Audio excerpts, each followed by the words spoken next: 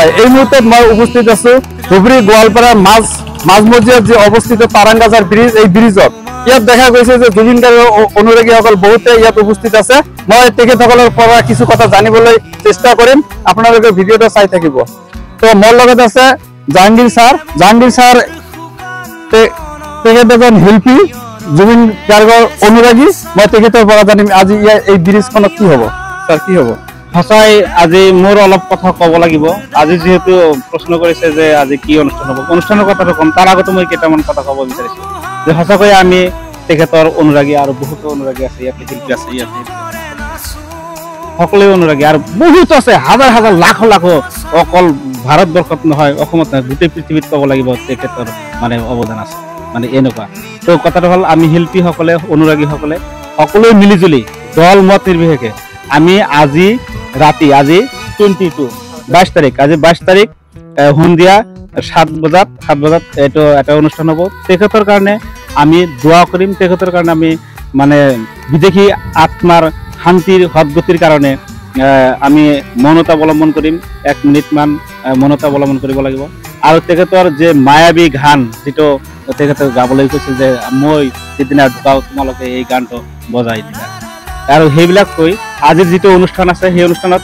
আপোনালোকে আহিব ইয়াতে আপোনালোকে সকলোৱে আহি এই ব্ৰিজৰ দুয়ো পাশে আমি অলপ সজাই পৰাই তুলিম যে তেখেতৰ আত্মাৰ সদ্গতিৰ কাৰণে আমি মৌনতা অৱলম্বন কৰিম এই কাৰণে আপোনালোকে সকলোৱে জুবিন গাৰ্গৰ যিসকল অনুৰাগী আছে আপোনালোকে সকলোৱে ইয়াত আহি এই অনুষ্ঠানটো যেটো মৌনতা অৱলম্বনৰ যেটো যাত্ৰা শোভাযাত্ৰা যেটো শোভাযাত্ৰা যেটো আমি আজি 4 দিন হল আজি আমি টোপনি নাই 4 দিন হল সঁচা কথা কৈছো মই আজি ৰাতি 3টা বজাত একটা পোষ্ট এৰিছো তো এইটোই মানে আমাৰ এনেকুৱা অনুভৱ হৈছে যে কাক বা আমি হেৰালো এনেকুৱা মানে অনুভৱ হৈ আছে সেই কাৰণে আপোনালোকক অনুৰোধ কৰিছো আপোনালোকে সকলোৱে আহি এই ব্ৰিজত তাৰাংগাজাৰ আৰু কলচাবিটাৰ মাজমজিয়াত শেষ সীমান্তত গোৱালপাৰা আৰু ধুবুৰী জিলাৰ শেষ প্ৰান্তত যেটো ষ্টীল ব্ৰিজ এই ষ্টীল ব্ৰিজত 7 বজাত আজি সন্ধিয়া 7 বজাত এই অনুষ্ঠানটো পতা হ'ব আপোনালোকে সকলোৱে ইয়াত আহিব অনুৰোধ কৰিছো আপোনালোকে সকলোৱে আহি তেখেতৰ বিদেশী আত্মাৰ সদ্গতিৰ কাৰণে দোৱা আশীৰ্বাদ কৰিব আৰু ভগৱানৰ ওচৰত আল্লাহৰ ওচৰত আপোনালোকে দোৱা আশীৰ্বাদ কৰিব যাতে তেখেতে যাতে স্বৰ্গবাসী হয় তাৰ কাৰণে আমি এই অনুষ্ঠানটো পাতিছো অনুগ্ৰহ কৰি কৈছো ইয়াত কোনো দল নাই মত নাই কোনো এজিপি বিজেপি ইডিএফ কংগ্ৰেছ কোনো দল নাই সকলো মানুহ ধনী দুখীয়া গৰীব সকলোৱে ইয়াত আহিব পাৰিব কোনো অসুবিধা নাই বাধা নাই কিন্তু আপোনালোকক এটা অনুৰোধ কৰিম আপোনালোকে শৃংখলাবদ্ধভাৱে হাৰি পাতি আমি যেনেকৈ মাইকেৰে বা আমি ডিৰেকশন দি দিম আমাৰ ইয়াত ৰাইজৰ হৈ আমি কেইজনমান কমিটি আছে ৰাইজৰ হৈ যিসকল মানুহ আছে সকলোৱে ভালকৈ এটা যেনেকৈ পৰিচালনা কৰিব আপোনালোকে সেই পৰিচালনাৰ মতে কামখিনি কৰিব শৃংখলাবদ্ধভাৱে যাতে তেখেতে বিদেশী আত্মাৰ সদ্গতি শান্তি পায় আৰু স্বৰ্গবাসী হয় আৰু যুগ যাতে আমাৰ এই জুবিন দা যাতে আমাৰ অন্তৰৰ পৰা গুচি নাযায় আমি জীয়াই ৰাখিম সেই উদ্দেশ্য লক্ষ্য ৰাখি যাতে আমাৰ ভৱিষ্যতত আমাৰ অসমৰ কথা গোটেই পৃথিৱীত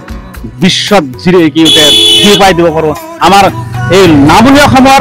এইটো যাতে এটা ডাঙৰ এটা ইতিহাস সৃষ্টি হয় যে নামনি অসমৰ ভিতৰত তাৰাংগাজাৰ আৰু গোৱালপাৰা জিলাৰ মধ্যস্থলী যেটো শেষ প্ৰান্ত যেটো ব্ৰিজ ইয়াৰ পৰা যাতে জুবিন গাৰ্গৰ এনেকুৱা সুস্থ পৰিৱেশ শৃংখলাবদ্ধভাৱে কৰি মানুহক সজাই পৰাই তুলি যেনেকুৱা যাতে বিশ্বৰ দৰবাৰত আমি বিয়পাই দিব পাৰোঁ যে আমি